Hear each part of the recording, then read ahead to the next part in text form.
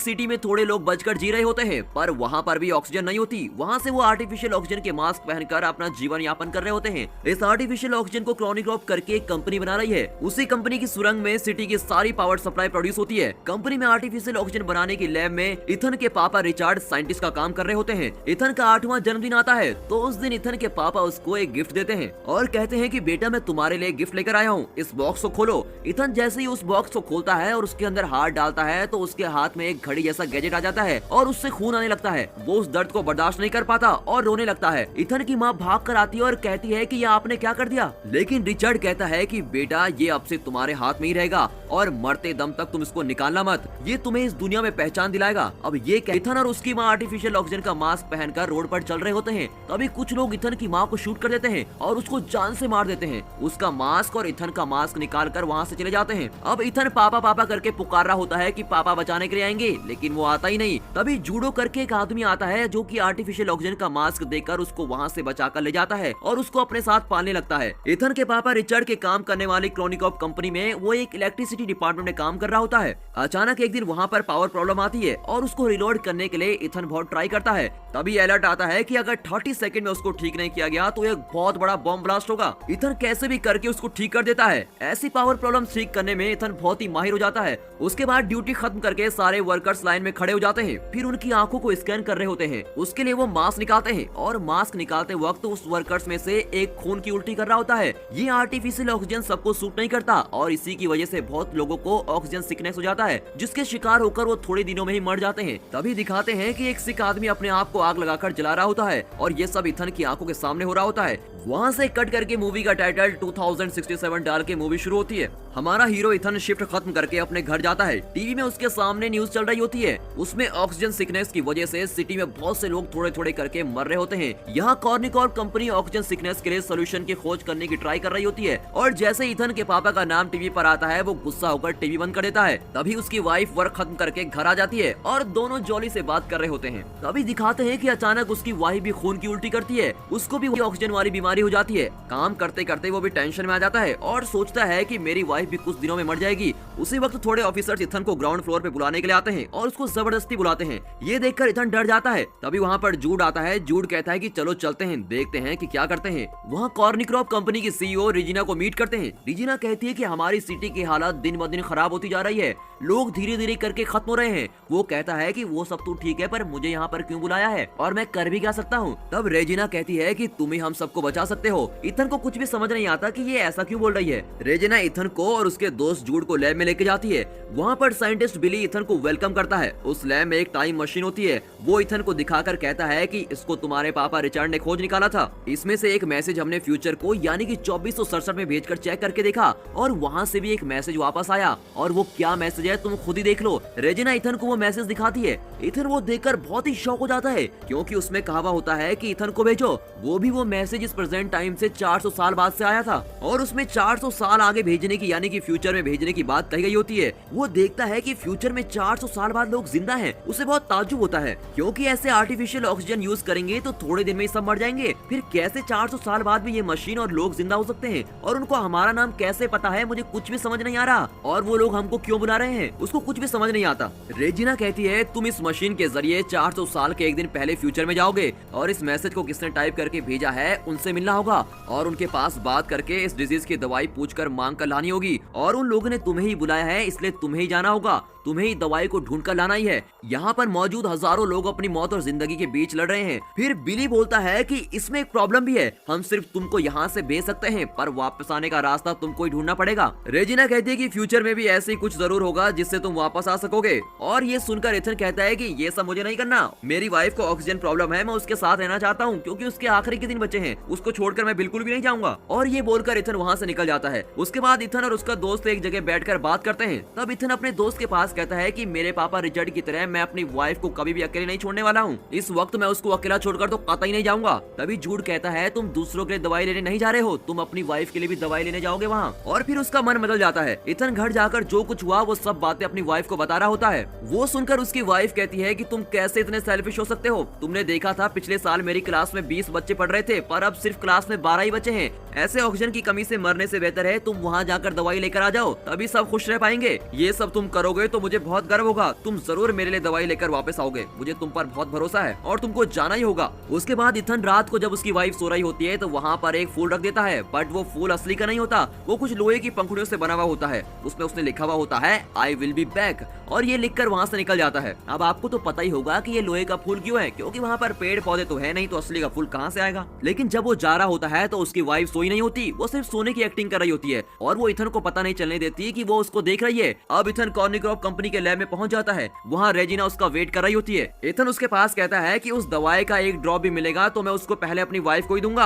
अगर तुम ये बात मानती हो मैं तभी वहाँ जाऊंगा। ठीक है करके रेजिना भी एक्सेप्ट कर देती है। अब वो टाइम ट्रेवल का सूट पहनकर उस मशीन में रेडी होकर बैठता है। तभी साइंटिस्ट बिली इथन को एक छोटा सा गैजेट देता है और कहता है कि ये आयरन मैन पिक्चर में आने वाला जार्विस की तरह एडवांस रोबोट है, ये तुम्हारी एक एक मूवमेंट को रिकॉर्ड करेगा और तुम्हें सारी चीजें बताएगा। जूड भी उसको बाय करके भेज देता है। अब मशीन ऑन हो जाती है, उसमें काउंटडाउन शुरू होता है और 0 के आते ही इथन के बदन पर बहुत सारे रेडियंस पास होते हैं और बहुत ही स्पीड से टाइम ट्रेवल करके फ्यूचर में जाकर वहाँ एक जंगल में लैंड होता है। लैंड होते वक्त बेहोश होकर गिर जाता है। आंखें खोलकर देखता है तो उसका सूट जल रहा होता है। उसको गौर करता है, वो उठकर उसको बुझाने की कोशिश करता है पर वो आग और जल रही होती है, तो वो उस सूट को निकाल कर फेंक देता है। अब वो सूट उसकी आंखों के सामने ही जलकर विस्फोट हो जाता है। तभी वो एक चीज पर गौर करता है, उसके चारों तरफ सारे हरे भरे पेड़ हैं। ये देखकर वो बहुत ही खुश हो जाता है और ताज्जुब भी होता है, क्योंकि पहली बार उसने इतने सारे पेड़ पौधे, इतनी नेचुरल ऑक्सीजन देखी होती है और उसका खुशी का ठिकाना नहीं रहता। अब वो हर चीज को छूकर मजे ले रहा होता है। दोस्तों, ऐसा सब हमारे साथ तो नहीं हो सकता, पर एक गेम के लिए पूछता हूँ, पेड़ पौधों के बिना आप इस दुनिया में कैसे सरवाइव करोगे?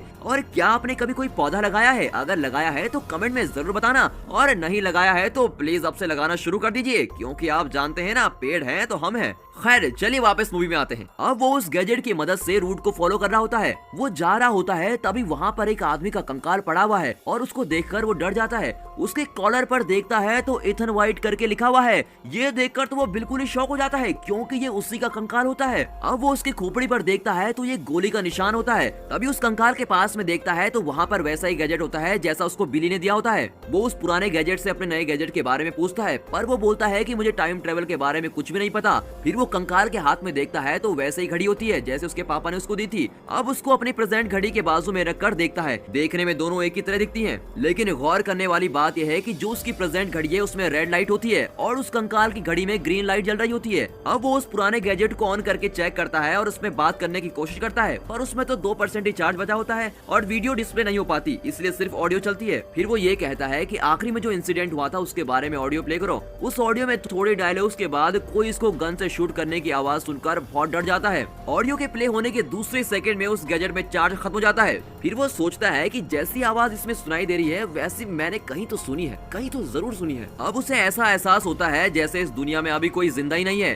थोड़ा थोड़ा अंधेरा होने के बाद वो प्रेजेंट वाले गैजेट की मदद के साथ आग जलाकर उसके बाजू में बैठ जाता है। फिर वो कुछ फल वगैरह ढूंढ कर खाता है। उसके खाने के थोड़ी देर बाद जोर से बिजली चमकती है और बारिश शुरू हो जाती है। तभी देखते हैं कि दूर से कुछ रोशनी नजदीक आ रही है। उसके बाद एक आदमी उसके नजदीक आ रहा होता है। उसको देखकर ये सोचता है कि कहीं ये वही आदमी तो नहीं जिसने मुझे मारा था, और वो डरकर भागने की कोशिश करता है, पर वो बेहोश होकर गिर जाता है क्योंकि उस फल में जहर होता है। आया हुआ आदमी उसके हार्ट पे एक इंजेक्शन लगाता है। थोड़ी देर बाद आंख खुलने पर उस आदमी के नजदीक आने पर ही पता चलता है कि वो उसका दोस्त जूड है। तब जूड कहता है कि तुमने वो जहरीला फल खाया, इसलिए मैं तुमको बचाने के लिए यहाँ आ गया हूँ। तुम अपनी जान के लिए लड़ रहे थे, जिसको हमने गैजेट के जरिए देख लिया था। तुम्हें बचाने और तुम्हारा साथ देने के लिए मैं भी आ गया हूँ। दूसरे दिन सुबह हो जाती है। फिर इथन जूड को भी वही कंकाल दिखाता है जो उसने देखा था, और ये देखकर जूड भी बहुत आश्चर्यचकित हो जाता है। उसके बाद दोनों जल्दी जल्दी दवाई ढूंढने की कोशिश कर रहे होते हैं और कहते हैं कि हमें जल्दी वापस भी जाना है। फिर वो अपने गैजेट से हेल्प मांगते हैं। वो उसको नया रूट दिखाता है। उसको फॉलो करते जाते वक्त वहाँ पर एक दरवाजा दिखता है। सिर्फ इथन उस दरवाजे के पास जाकर खड़ा हो जाता है। जूड एक पेड़ के पीछे छुपकर बैठ जाता है। तभी उस डोर से एक इंस्ट्रूमेंट निकलकर बाहर आता है और इथन की आंखों को स्कैन कर रहा होता है, और दूसरे ही सेकंड वो डोर खुल जाता है। दोनों अंदर जाते हैं। अंदर बहुत ही अंधेरा है और थोड़ी दूर चलने के बाद एक सिस्टम को देखते हैं। उसमें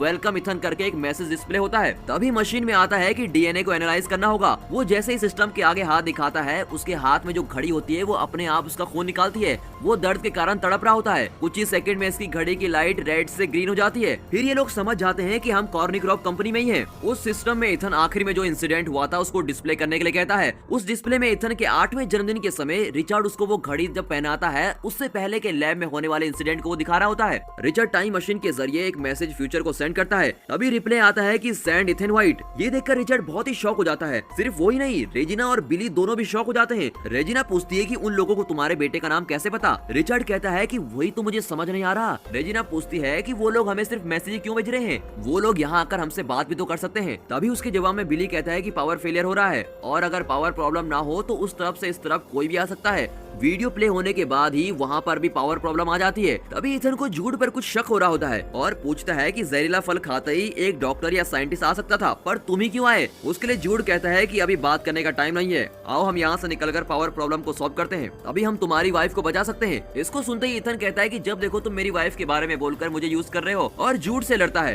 टाइम मशीन लॉन्च होने के लिए अब सिर्फ 3 घंटे और 30 मिनट है और उसमें वो काउंटडाउन शुरू हो जाता है। अब इन 3 घंटों के अंदर इनको 3 काम करने हैं। पहला कि इस तरफ से उस तरफ मैसेज किसने भेजा था, दूसरा ऑक्सीजन सिकनेस के लिए दवाई, और तीसरा है कि वहाँ की पावर सप्लाई को ठीक करना है, वरना वहाँ पर बहुत बड़ा धमाका हो जाएगा। अब वो सिटी के अंदर जाकर देखते हैं तो वहाँ पर सिटी सारी तहस नहस हो चुकी है, सब कुछ बर्बाद हो चुका है। वहाँ पर सारे लोग ऑक्सीजन न होने की वजह से मास्क के साथ ही वहाँ कंकाल में बने हुए हैं और वहाँ पर लाइन से बहुत सारे कंकाल पड़े हुए होते हैं, कोई जिंदा नहीं होता। इथन अपनी वाइफ की क्लासरूम की जगह पर जाकर देखता है, वहाँ पर उसकी वाइफ और दूसरे स्टूडेंट सारे मरकर कंकाल में बने हुए होते हैं। अपनी वाइफ के कंकाल के हाथ में वो उसी फूल को देखता है जो उसने जाने से पहले उसको दिया था। उसमें उसकी वाइफ ने लिखा हुआ होता है कि तुम फिर वापस जरूर आओगे, मैं भगवान से प्रार्थना करूंगी। ये देखकर वो बहुत अपसेट होकर रोने लगता है। वो जूड को देखकर कहता है कि हम किसी को भी बचा नहीं पाएंगे, सब लोग मर चुके हैं, और फिर दीवार पर लगकर बैठ जाता है। रोते हुए वो जूड से कहता है कि अगर मैं अपनी वाइफ को छोड़कर नहीं आता तो उसके साथ ऐसा कुछ भी नहीं होता, और ये सब लोग मरकर ऐसे कंकाल बनकर पड़े हैं, इसका मतलब तो यही है कि मिशन ऑलरेडी फेल हो चुका है।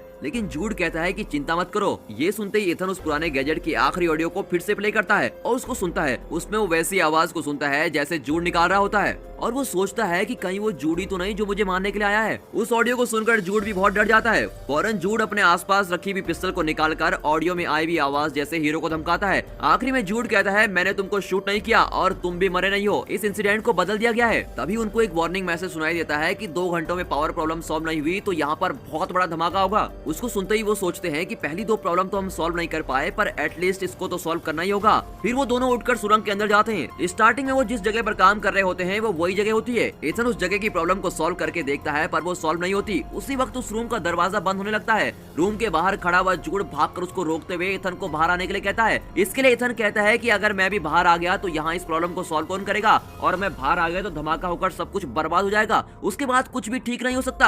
अब जूड के हाथ को धक्का देकर वो उस दरवाजे के अंदर ही बंद हो जाता है। जूड बाहर से बहुत चिल्ला रहा होता है। उस रूम में ऑक्सीजन धीरे धीरे कम हो जाती है, लेकिन वो उस प्रॉब्लम को सॉल्व कर लेता है और बेहोश हो जाता है। तभी जूड उस डोर को तोड़कर अंदर आकर बेहोश हुए इथन को उठाकर वहाँ से बाहर ले जाता है और पावर सप्लाई फिर से एक्टिवेट हो जाती है। अब उन्होंने तीसरा काम तो यहाँ पर पूरा कर लिया, जो था पावर सप्लाई ठीक करने का। अब इथन यहाँ की सारी चीजों को जानने की कोशिश करता है, पर जूड उसको कुछ भी जानने नहीं देता, इसलिए जूड और उसकी लड़ाई हो जाती है। तभी इथन को एक आइडिया आता है। अपने नए गैजेट की बैटरी को निकालकर वो पुराने गैजेट में डाल देता है और उसमें वीडियो प्ले करता है। इसी बीच इथन जूड को एक रूम में धकेलकर उसको बंद कर देता है। आखिर में उसके पापा रिचर्ड के साथ क्या हुआ ये जानने के लिए वो वीडियो प्ले करता है। दिखाते हैं कि रिचर्ड इथन के पास बात करता है। इथन, तुम्हारा डीएनए होगा तो ये मशीन एक्टिवेट होगी। ये मशीन बुरे लोगों के हाथ में नहीं आनी चाहिए। ये मशीन अगर बुरे लोगों के हाथ में आ गई तो लोग इसका गलत उपयोग करेंगे, तुम्हें ही सबको बचाना पड़ेगा। तभी वही वाला सीन आता है जब वो कह रहा होता है कि तुम और तुम्हारी मम्मी चलकर आओ, मैं तुम्हारा इंतजार कर रहा हूँ, और फोन कट कर देता है। तभी रेजिना और जूड को दिखाते हैं। रेजिना कहती है कि इन सारे लोगों को बर्बाद होने दो, अगर मर गए तो दुनिया अपने आप ठीक हो जाएगी और फिर से पेड़ पौधे उग जाएंगे और ऑक्सीजन बनने लगेगी। अब क्योंकि रेजिना चाहती है कि वही फ्यूचर में जाए और सिर्फ वही बच पाए, रिचर्ड कहता है कि मेरे बेटे का डीएनए रहेगा तो ये मशीन एक्टिवेट हो पाएगी। रेजिना बिली के पास कहती है, तुमको ये मशीन ऑपरेट करने आती है? वो कहता है कि हाँ पता है, और जैसे ही वो कहता है उसके अगले सेकंड वो बिना कुछ सोचे समझे झट से रिचार्ड को शूट कर देती है और वहीं पर मर जाता है। रिचार्ड के मरने की वजह से ही वो उस दिन अपनी वाइफ और बच्चे को बचाने के लिए नहीं जा पाता, और अब इथन को समझ में आ जाता है कि उस दिन पापा बचाने क्यों नहीं आए, और अब उसके दिल से अपने पापा के लिए नफरत चली जाती है।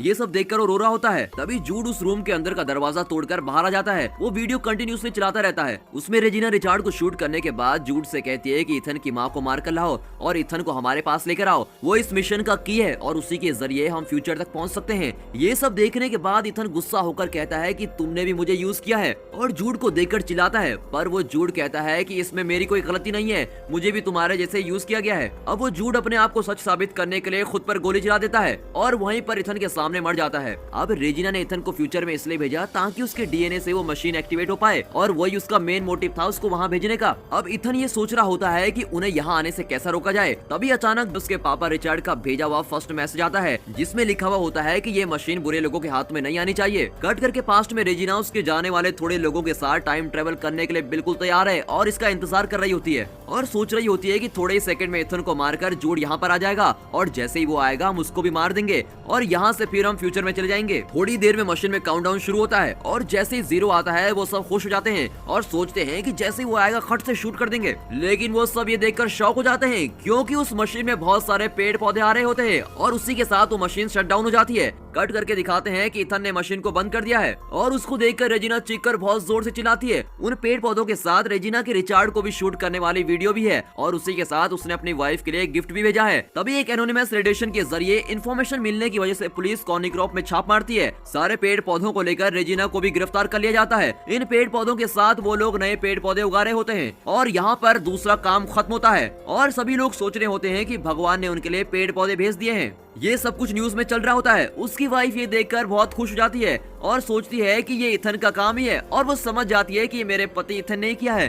तभी इथन का भेजा हुआ गिफ्ट एक लड़की आकर उसको देती है। उसको ओपन करके देखती है तो उसके अंदर असली का फूल होता है। उसको देखकर वो बहुत खुश हो जाती है और उसकी आंखों में आंसू आ जाते हैं। अब फ्यूचर में रह रहे इथन को दिखाते हैं। अब वो भागकर जाके सिटी को देखता है। वहाँ पर भी बहुत सारे लोग जिंदा हैं और सारी सिटी में हरे भरे पेड़ पौधे हैं और वहाँ पर बहुत खुश रहता है और यहाँ पर ये मूवी खत्म होती है।